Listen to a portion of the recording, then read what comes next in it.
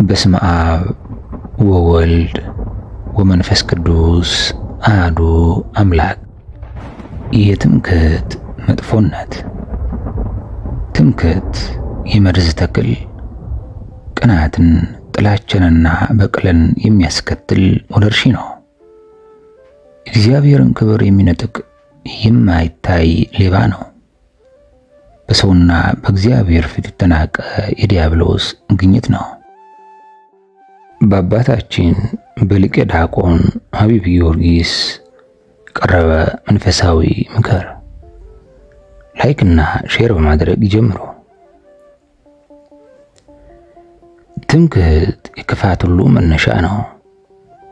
ትምክህት ወደ ሲኦል ከሚጋልብ፣ እግዚአብሔርን በማምለክ ደካማ ከሆነ፣ እርኩሰትን ከሚወድ፣ ከበጎነት ውጭ ከሆነ፣ ከእግዚአብሔር ከራቀ ትዕቢተኛ ልብ የሚመጣ ነው። ትምክህት አንድን ሰው የሌሎችን ጉድለት የሚነቅስ እንዲሆን ያደርገዋል። ይህ ደግሞ የልብ መቆሸሽን ምልክት ወይም በነፍስ ላይ እንከን የመኖሩን ከእግዚአብሔር ጸጋ የመለየት ማሳያ ነው። እንዴት ያለ አስከፊ በደል ነው! ምን ያህልስ አስቀያሚ ነው! በጎነቱን ሁሉ የሚያጠፋ ተናካሽ አውሬን ይመስላል። ትምክህት የበላይነትን ለማግኘት እንደ እሳት መንደድ፣ ክብርንና የግርማ ሞገስን ጥም ለማርካት መጋለብ ነው። ትምክህት መልአክንስ የጣለ አይደለምን? አንተ የንጋት ልጅ አጥቢያ ኮከብ ሆይ እንዴት ከሰማይ ወደክ ይላል ኢሳይያስ 14 ቁጥር 12 ላይ። ለአምላክነት ጓጉቶ ለጠላት በታዘዘ ጊዜ አዳምን ያዋረደውና ከጸጋው ያራቆተው ራስን ከፍ ከፍ አድርጎ የማሰብ ምክንያት አልነበረምን? ሀገራትን ያወደመ፣ መንግስታትን የገለበጠ፣ ዙፋናትን የሚያጠፋ ትምክህት አይደለምን?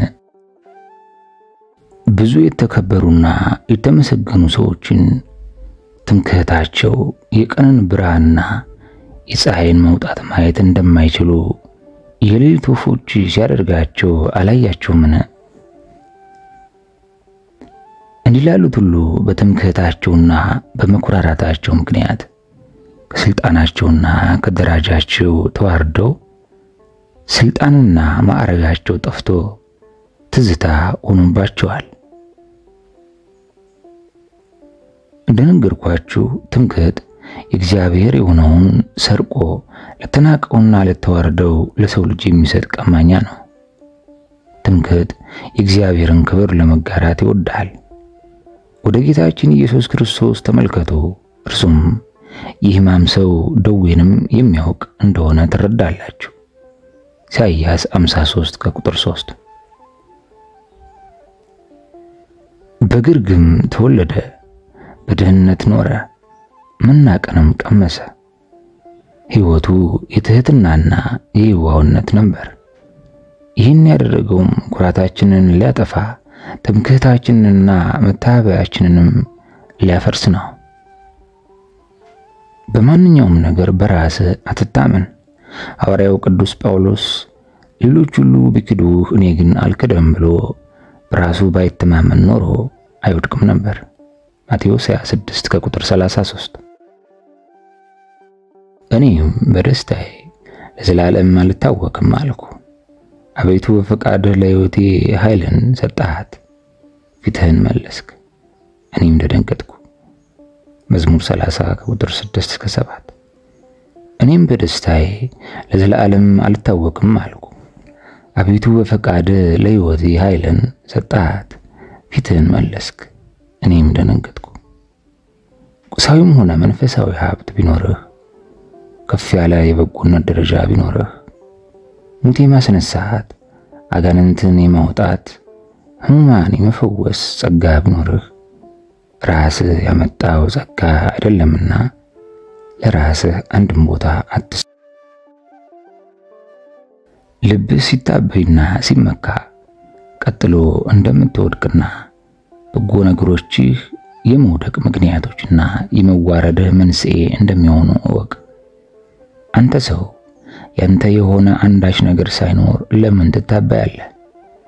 ያለ ነገር ሁሉ የእግዚአብሔር አይደለምን? በእግዚአብሔር ላይ ትታበያለህን? በውኑ መጥረቢያ በሚቆርጥበት ሰው ላይ ይመካልን? ወይስ መጋዝ በሚስበው ላይ ይንጓደዳልን? ይህስ በትር የሚያነሳውን እንደመነቅነቅ ዘንግም እንጨት ያይደለውን እንደማንሳት ያህል ነው። ኢሳይያስ 10:13 አንተ በራሱ መንቀሳቀስ የማይችል በእግዚአብሔር እጅ ያለ በትር ነህ እንጂ ምንም አይደለም። እርሱ ያንቀሳቅሳል፣ እንደወደደ መጠን በወደደበት ጊዜ ወደ ወደደው ይመራሃል። የዓለምን ጠቢባንስ ያሳፍር ዘንድ እግዚአብሔር የተናቁትንና አላዋቂዎችን አልመረጠምን? ነገር ግን እግዚአብሔር ጥበበኞችን እንዲያሳፍር የዓለምን ሞኝ ነገር መረጠ። ብርቱንም ነገር እንዲያሳፍር እግዚአብሔር የዓለምን ደካማ ነገር መረጠ። እግዚአብሔርም የሆነውን ነገር እንዲያጠፋ የዓለምን ምናምንቴ ነገር የተናቀውንም ነገር ያልሆነውንም ነገር መረጠ። ሥጋን የለበሰ ሁሉ በእግዚአብሔር ፊት እንዳይመካ።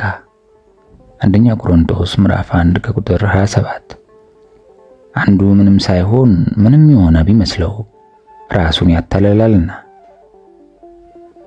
ማንም አንዳች የሚያውቅ ቢመስለው ሊያውቅ እንደሚገባው ገና አላወቀም። ማንም ግን እግዚአብሔርን ቢወድ እርሱ በእርሱ ዘንድ የታወቀ ነው። በክርስቶስም በኩል ወደ እግዚአብሔር እንዲህ ያለ እምነት አለን። ብቃታችን ከእግዚአብሔር ነው እንጂ በገዛ እጃችን እንደሚሆን አንዳችስ እንኳን ልናስብ ራሳችን የበቃን አይደለንም። ሁለተኛ ቆሮንቶስ ምዕራፍ 3:4 በኃይልና ጥንካሬ አትታበይ። እግዚአብሔር እንዲህ ይላል፣ ዓለሙን ስለ ክፋታቸው ክፉዎችንም ስለ በደላቸው እቀጣለሁ፣ የትዕቢተኞችንም ኩራት አዋርዳለሁ። የቱንም ያክል ኃያል ብትሆን አትታበይ፣ አትመካ፣ በኃያልነት አትፎክር። ምክንያቱም እግዚአብሔር ትዕቢተኞችን ያዋርዳል፣ የሚኮሩትንም ዝቅ ያደርጋል። በኃይሉና በስልጣኑ የተመካውንም ጎልያድን ተመልከት። በእጁ አንድም ሰይፍ ያልያዘው ትንሹ ዳዊት በእግዚአብሔር ኃይል በገዛ ሰይፉ አንገቱን ቆርጦታል። ንጉሥ በሰራዊቱ ብዛት አይድንም፣ ኃያልም በኃይሉ ብዛት አያመልጥም። በቀስቴ የምታመን አይደለሁምና ሰይፌም አያድነኝምና። ከኃይል ይልቅ ጥበብ ይሻላል፣ ጠቢብም ከጉልበተኛ ይሻላል። የነፍስ ክብር እውነተኛ ኃይልና ትክክለኛ ጥንካሬ ነው።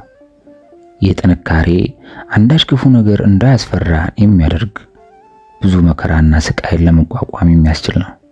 ይህ እውነተኛ ጥንካሬ ሌላ ጥንካሬ ሊተካከለው የማይችል ነው። የቱንም ያክል ጠንካራና ኃይለኛ ብትሆን ልትመካ አይገባም። ምክንያቱም ይህን ጥንካሬ እግዚአብሔር ለእንስሳትም ሰጥቷቸዋል። የነፍስ ጥንካሬ ግን እውነተኛ ክብር ነው። ሰዎች በአንተ ላይ የሚናገሩትን ትንሽ ክፉ ቃል በመስማት የምትረበሽ ከሆነ እንዴት ነፍስ ጥንካሬ እንዲኖርህ ትጠብቃለህ? እውነተኛ ጠንካራ ከሆንክ ከባድ ችግርና ጥቃቶች ሲደርሱብህ አትታወቅም። እንዲያውም ችግር ያደረሰብህን ሰው ይቅር ትላለህ። ችግር በሚያደርስብህ ጊዜ የምትረበሽና ራስን መግዛት የማትችል ከሆነ ግን ደካማና ራሱን መግዛት የማይችል ነህ ማለት ነው።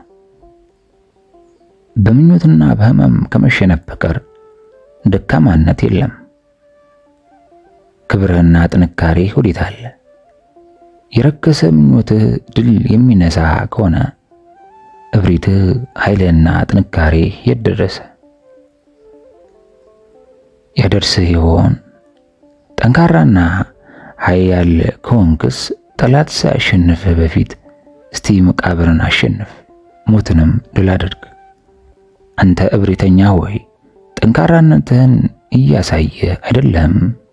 ነገር ግን ይህ ሁሉ ትምክህት ከንቱ መሆኑን እንተኛውን የነፍስ ጥንካሬና የሚሰጠውን ውስጣዊ ክብር እወቅ። ኃጢአትን መቋቋም ከቻልክ ትልቅ ኃይል አለ። ክፉ ሐሳቦችን መግደል የቻሉ የድል አክሊልን ሊጎናጸፍ የሚገባቸው ድል አድራጊዎችና ጀግኖች ናቸው።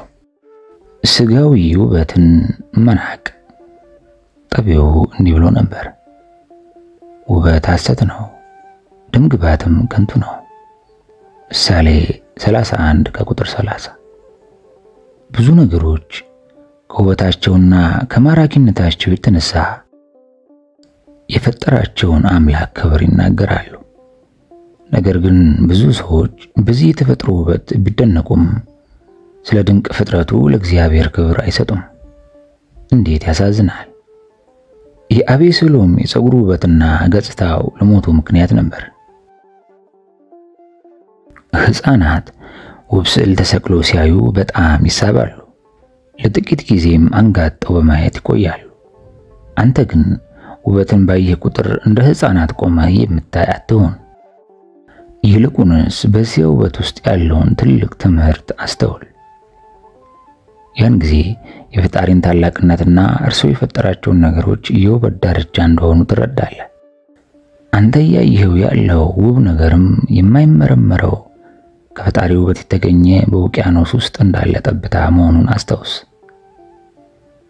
በስጋዊ ውበት አትማረክ። ይልቅስ ውስጣዊን የነፍስ ውበት በመመርመር የስጋን ውበት ከመንፈስ ውበት ለይ። የምትረዳው ነገር ስጋ የትሎች ምግብ መሆኑንና የሚበሰብስና ሽታን የሚያመጣ መሆኑን ነው። ውጭውን አትመልከት። ውስጣዊውን ማንነት የሚቆጣጠረውን ውስጠኛውን ተመልከት። በውጫዊ ውበት አትማረክ፣ ምክንያቱም ውጫዊ ውበት ከንቱ ነው። ውጫዊ ውበት የጊዜ ብዛት ያደነዝዘዋል፣ በሽታ ያበላሸዋል፣ ውሎ አድሮም ይሞታል። እጅግ የሚማርክ ውብና ብርቱ የሆነ ሰውነት በትሎችና በምስጦች ሲበላ አይተሃል። ይህ አስደናቂና ማራኪ ሰው አንድ ቀን አንደበቱ ተይዞ ይሞታል ብለህ ትገምት ነበር። እነዚያ ማራኪ አይኖችስ ወደ ተፈጠሩበት መሬት ተመልሰው ትቢያ ይሆናሉ ብለህ ትገምት ነበርን? ዘፍጥረት 3 ከቁጥር 19። ስጋ ለባሽ ሁሉ ሳር ነው፣ ክብሩም ሁሉ እንደ ምድረ በዳ አበባ ነው። የእግዚአብሔር እስትንፋስ ይነፍስበታልና ሳሩ ይደርቃል፣ አበባውም ይረግፋል። በእውነት ሕዝቡ ሳር ነው። ኢሳይያስ 40 ከቁጥር 6 እስከ 7። የወጣትነት ውበት በእድሜ ብዛት ይከስማል። እውነተኛው ውበት ግን አይከስምም፣ አይሞትም። የማይደበዝዝ የማይለወጥና በሞት የማይጠፋ ነው። ይህ እውነተኛው ውበት የሚገኘው በእግዚአብሔር አርአያና አምሳል በተፈጠረችው የማትሞት ነፍስ ውስጥ ብቻ ነው። ዘፍጥረት 2 ከቁጥር 26 እስከ 27። ሌላው ውበት ይደበዝዛል፣ ድምግባትም ሁሉ ያልፋል። ነፍስ ስለ ውስጣዊ ውበት መጨነቅ ስትጀምር በዙሪያዋ ባሉ ፍጡራን ላይ ያለውን ውበት ትንቃለች። በዙሪያ ያሉትን ፍጥረታትን አስደናቂ ነገሮች ሁሉ ልታይ ትችላለህ። ካንተ ነፍስ በስተቀር በእግዚአብሔር አርአያና አምሳል የተፈጠረ አንድም የለም። የተወደድከው ሆይ እግዚአብሔር ላንተ ከህሊና በላይ የሆነውን የመጨረሻውን ውበት አጎናጽፏል። እውነተኛውን ውበት የምትፈልግ ከሆነ ራስን በበጎነትና በክርስቲያናዊ አኗኗር አጓጓዝ አስጊጠው። ክፉ ነገሮችን በማየትና በመጥፎ ጠባይ አትቆሽሽ። ምናልባት አንድን ሰው ውብና ማራኪ ሆኖ ታየው ይሆናል፣ ነፍሱ ግን በክፋት ውስጥ ሰጥማለች። በውስጡ ግን በኃጢአት እየታወከ ነው። በብዙ ጥፋቶች ጥላሸትም ጠቁሯል። በአንጻሩ የሚማርክ ገጽታ የሌለው ሰው ልታይ ትችላለህ። ነፍሱ ግን በበጎነትና በቅድስና አኗኗር የተዋበች ልትሆን ትችላለች። ስለዚህ እባክህ ሁልጊዜ ውስጣዊ ማንነትን መርምር እንጂ ውጫዊ ውበትን አትመልከት። ወዳጅ ሆይ ሕይወት የማያቋርጥ ውጊያ ነው። የሰው ልጅ ሕይወት ፈጽሞ በማያበቃና ፈጽሞ በማይጠናቀቅ መንፈሳዊ ውጊያና ስለንቦናዊ ትግል ተሞላ ነው። ስጋ እስካልሞተና በምኞቶች የተሞላ እስከሆነ ድረስ ዲያብሎስ በነፍስ ላይ ጦርነትን ያውጃል። ሞት ሆይ መውጊያ የት አለ? ሲኦል ሆይ ድል መንሳት የት አለ? ብለን በድል አድራጊነት እስካልጮክን ድረስ ትግሉን አያቆምም፣ አያፍርምም። አንደኛ ቆሮንቶስ ምዕራፍ 15 ከቁጥር 25። በስጋ እስከኖርን ድረስ መሳሪያዎችንና የሚንቀለቀል እሳት አለ። በሰውነታችን ውስጥ ያለች ነፍሳችንም ከያቅጣጫው በኃይለኛ ነፋሳት እንደምትንገላታ በማዕበል መካከል እንዳለች መርከብ ናት። እሳቱ እንደተቀጣጠለ ምድጃ ልትሉ ትችላላችሁ። ስለዚህ ሰው ሆይ በዚህች ዓለም ላይ ደህንነት አይሰማ። ምክንያቱም እየሄድክ ያለው እንቅፋትን በተሞላ መንገድ ላይ ነው። ጠላት ዲያብሎስም አንተን ለማጥቃት የሚችለውን ሁሉ እያደረገ ነው። ከአንተ ሕይወት ላይ ያለውን ጸጋ ሊነጥቅህ ስለሚፈልግ አንተን መዋጋት አያቆምም። ያለውን ኃይልም አንተን ለመቃወም ይጠቀማል። እረፍት አያደርግም። አንተን መዋጋትን አያቆምም። ስለዚህ ንቁና ጠንቃቃ ሁን። አትመነው። ተንኮሎቹንና ማሰናከያዎቹን አሳንሰህ አትመልከታቸው። ሁልጊዜ እርሱን ለመዋጋትና ድል ለማድረግ ከልዑል አምላክ ድል ከማይነሳው ከጌታችን ከኢየሱስ ክርስቶስ ቸርነቱን ለምን። ከፈተና ነፃ ሆናለሁ ከመም ነፃ ሆናለሁ ብለህ በማመን አትታለል። እንዲህ ባሰብክ ጊዜ ባላጋራችሁ ዲያብሎስ የሚወጣውን ፈልጎ እንደሚያገሳ አንበሳ ይዞራልና ባለው በሰላና ምቾት ውስጥ እንደሆንክ ማሰብ በጀመርክ ጊዜ በአደጋ ውስጥ ነህ። ምክንያቱም በሚያስፈራ ገጽታ ዲያብሎስ ሊዋጋ ሸምቋል። ፈተና አትፍራ፣ ልብህም ስለ ፈተና ምክንያት አይታወቅ። ምክንያቱም ፈተናውን ከተወጣ ክፉን የማሸነፍና ማረጋገጫ ታገኛለህ። ስለዚህ ምንም እንኳን ፈተናዎቹን ማስተናከያዎቹን ያፈራረቀ ሊያስቆጣና ሊበቀልህ ቢሞክርም ድል ታደርገው ዘንድ በእምነትህ ጽኑ ሁን። ይህ ጠላት በእጆቹ መዳፍ ውስጥ ያሉትን በመዋጋት ጊዜውን አያባክንም። ነገር ግን ጠንክረው የሚዋጉትንና የሚያጠቁትን ይዋጋቸዋል። አንድ ጊዜ ካሸነፍከው ድል ሁሉ ጊዜ ያንተ ትሆናለች። በየጊዜውም ተቀጠቅጠዋለህ፣ ከዚያም ታስደነግጠዋለህ። ወደ ፈተና እንዳትገባ የምትታገል የምትዋጋና ሁሉ ጊዜ ንቁ ሁን። የሚንበለበለውን ክፉ ነገር ሁሉ ለማባረር እንድትችል ሁሉንም መንፈሳዊ መሳሪያዎች ሁሉ ተጠቀም። እናም በቀረውስ በጌታና በኃይሉ ችሎት የበረታችሁ ሁኑ። የዲያብሎስን ሽንገላ ተቃወሙ ዘንድ እንዲቻላችሁ የእግዚአብሔርን ዕቃ ጦር ሁሉ ልበሱ። ገድላችን ከደምና ከሥጋ ጋር አይደለምና ከአለቆችና ከስልጣናት ጋር ከዚህም ከጨለማ ዓለም ገዦች ጋር በሰማያዊ ስፍራ ካለ ከክፋት መንፈሳውያን ሰራዊት ጋር ነው እንጂ።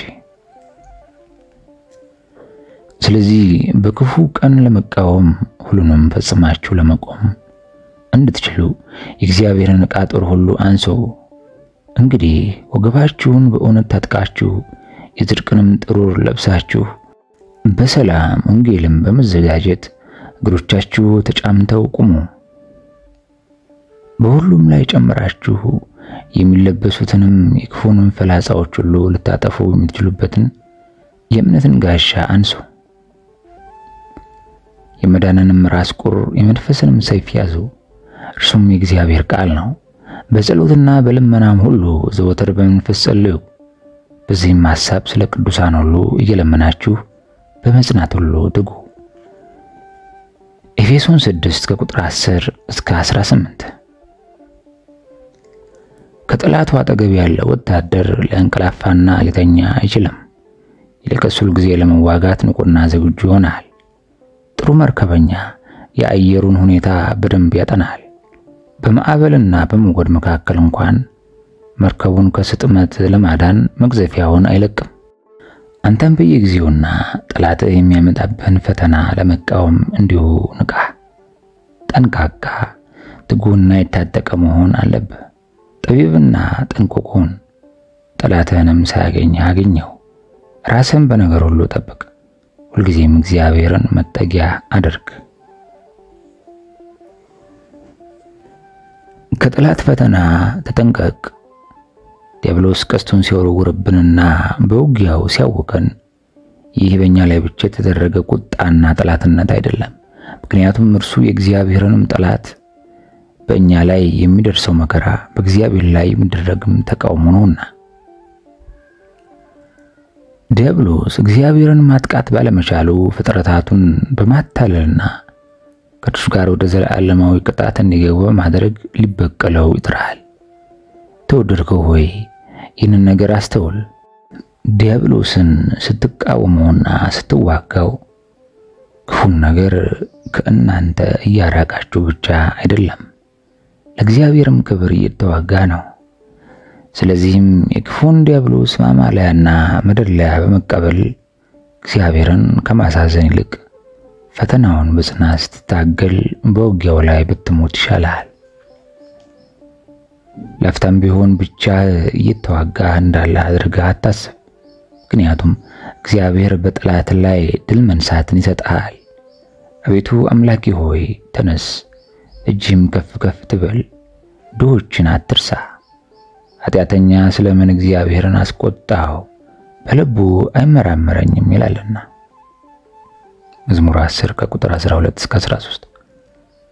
ጥሩርና ጋሻን ያዝ፣ እኔንም ለመርዳት ተነስ፣ ሰይፍህንም እዘዝ። የሚያሳድዱኝንም መንገዳቸውን ዝጋ፣ ነፍሴን መድኃኒትሽ እኔ ነኝ በላት። መዝሙር 35 ከቁጥር 2 እስከ 3። አሁንም ያዕቆብ ሆይ የፈጠረ እስራኤልም ሆይ የሰራህ እግዚአብሔር እንዲህ ይላል፣ ተቤዥቼሃለሁና አትፍራ፣ በስምህም ጠርቼሃለሁ፣ አንተ የኔ ነህ። በውሃ ውስጥ ባለፍክ ጊዜ ከአንተ ጋር እሆናለሁ፣ በወንዞችም ውስጥ ባለፍክ ጊዜ አያሰጥሙህም፣ በእሳትም ውስጥ በሄድክ ጊዜ አትቃጠልም፣ ነበልባሉም አይፈጅህም። ኢሳይያስ 43 ከቁጥር 1 እስከ 2። በነፍሳችን ላይ ደካማነትን እስካላየ ድረስ ሰይጣን አያጠቃንም። ጎበዝ አዳኝ ወፎችን ለማደን እንደሚያደርገው ዲያብሎስም ወጥመዱን በማስገባት ሁልጊዜ ከኛ ላይ ቀዳዳን ይፈልጋል። ብዙ ጊዜም ይዋጋናል፣ ይሸነግለናል፣ በምኞቶቻችንም እየገባ ያገኘናል። አዳምን በሔዋን፣ ሶምሶንን በደሊላ፣ ንጉሥ ሰሎሞንን በእንግዶች ሴቶች ፍቅር፣ ያስቆሮቱ ይሁዳንም በገንዘብ ፍቅር እንደጣላቸው አላየህም? ስለዚህ እንደ ጎበዝ ሐኪም ሁን፣ ጉድለትህንና ሕመምህንም አክም። ኩራትህን በትሕትናና በየዋህነት ድል አድርገው። የትዕቢት በሽታህንም አንተነትህን በመናቅ ፈውሰው። በተአምራትና በታላቅ ነገሮችም ከመመካት ተጠበቅ። ምክንያቱም ዲያብሎስ ራሱ የብርሃን መልአክ መምሰል ይችላል። በሰው ውስጥ መርዙን ሊከት በማጥመጃው ዘንግም ውስጥም የመደለያ ጣፋጭ ምግብን ሊያደርግና መልካምና ጠቃሚ ነገርንም ይከተላል ብለህ እንድታምን ሊያታልልህ ይችላል። አንተ ግን ፈጽሞ አትታለል፣ በከንቱም አትነዳ። ይልቅስ ከዲያብሎስ ጥቃት ተጠበቅ ዘንድ ሁሉን ነገር አስተውልና መርምር። ይሁዳ ጌታውን አልከዳምን? ኢዮአብስ ወዳጅና የሚታመን ሰው መስሎ አሜሳይን አልገደለውምን? አንደኛ ነገሥት ምዕራፍ 20 ከቁጥር 9። በእግዚአብሔር ታመን፣ ከመሪ በላይ አጥብቀህ ያዘው፣ ሁሉን ነገር ወደ እርሱ አምጣው፣ ድጋፍና መጠጊያ አድርገው፣ እርሱ ሁለንተናን አድርገው፣ እርሱን ሁለንተና አድርገው እያለ የአባታችን የሊቀ ዲያቆን ሀቢብ ጊዮርጊስ መንፈሳዊ ምክር ይቀጥላል። ውድ ምክረ ቅዱሳን ቤተሰቦች የሰማነውን የቅዱሳን ምክር ሰምተንና በውስጣችን ይዘን ወደ ሕይወታችን ተገብር ዘንድ ከትዕቢትና ከትምክህት እንጠበቅ ዘንድ የእግዚአብሔር ቅዱስ ፈቃድ ይሁንልን። የእመቤታችን የቅድስት ድንግል ማርያም ምልጃና ጸሎት እንዲሁም የቅዱሳን በረከት አይለየን። አሜን።